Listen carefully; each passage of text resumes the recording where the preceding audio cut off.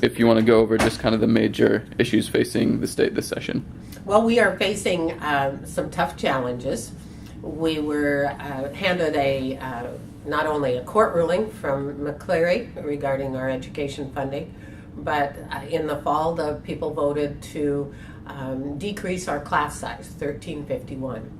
If it wasn't for that initiative, we would be able to balance the budget. We've looked at a increase of revenue of about 8.6%, and we could balance the budget without raising taxes. So we're going to have some tough discussions about what we're going to do regarding 1351 and McCleary. It was interesting. I attended my first Ways and Means meeting, and I saw a graph of how our education funding has indeed dropped over the years. And our last budget in the 13-15 cycle, we were able to bring that funding back up. Yes, we do have some more work to do, but that's going to be our biggest challenge. So you went over kind of McCleary's the main thing for the state. Is there anything specific to Moses Lake that you think will be important from this session? Well, Moses Lake is doing great. We have increased our jobs. Our unemployment rate is down. So Grant County as a whole, I think, is doing very well. Doesn't mean that we can't do something for our small businesses especially, but that's true for the entire state. So what we're looking at right now is, especially in our Ag and Water and Rural Economic Development Committee, which I am honored to chair, we're looking at how we're going to sustain our water quality and quantity, and which affects all over the state. But that's the biggest issue that I'm working on right now in my own committee. Can you just go over the major new things that are specific to you this session? Okay, one of the first things that we did on the floor right after we were sworn in was we adopted our rules.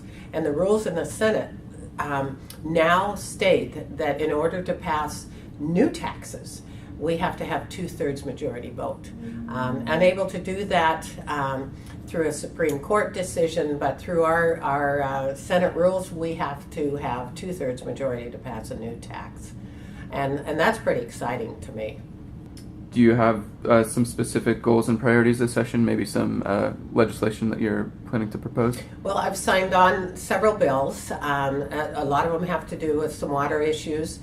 The one specific that came from the Moses Lake area was brought to me. It was an idea from the law enforcement member of Moses Lake Police Department. He said, we don't have the ability to control minors in the purchase of e-cigarettes. And I'm still thinking the jury is out on the health benefits of e-cigarettes, especially for young people, or the health risks. So my bill would prohibit young people, minors, from buying e-cigarettes, just like normal cigarettes. You had your first committee hearing as the chair. Do you want to talk about that a little bit? It was. I know that it's a good committee, that the members work well together, and I was nervous, didn't sleep much the night before, but thanks to the former chair, Senator Hatfield, he handed me the gavel in a little bit of a ceremonial handoff, which doesn't always happen, pledged to work with me, and so it turned out very good. Enjoyed the staff that we have there, enjoyed the other members, and it was a good committee.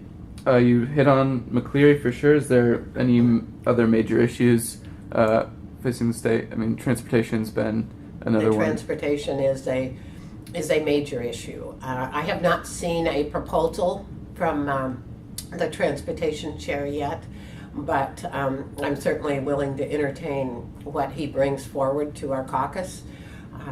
Because I do know that we have transportation needs that are critical. What about new taxes? Capital gains and carbon were two things that the governor proposed yesterday. I am hearing no from my constituents on both of those. Capital gains especially hits our farmers especially hard. And the carbon, I don't understand that. We're the cleanest fuel in the state, or in the nation. Only about 10% of our fuel use is carbon-based or fossil-based. And that's about a reverse from most of the other states. So it's very difficult for me to understand how a carbon tax is going to help significantly. It'll only hurt our citizens and our businesses. Those were my main questions. Is there anything you wanted to add about this section? Well, I'm looking forward to working well with both sides of the rotunda, the House and the Senate. It's going to be interesting learning the ways of the Senate. My grandkids, during a swearing in, gave a shout out, "Go Grandma," and I heard that that's totally against protocol. So that was kind of a interesting way to start. Luckily, the president of the Senate was pretty easygoing that day. So hopefully we'll get off to a better start during the next floor session.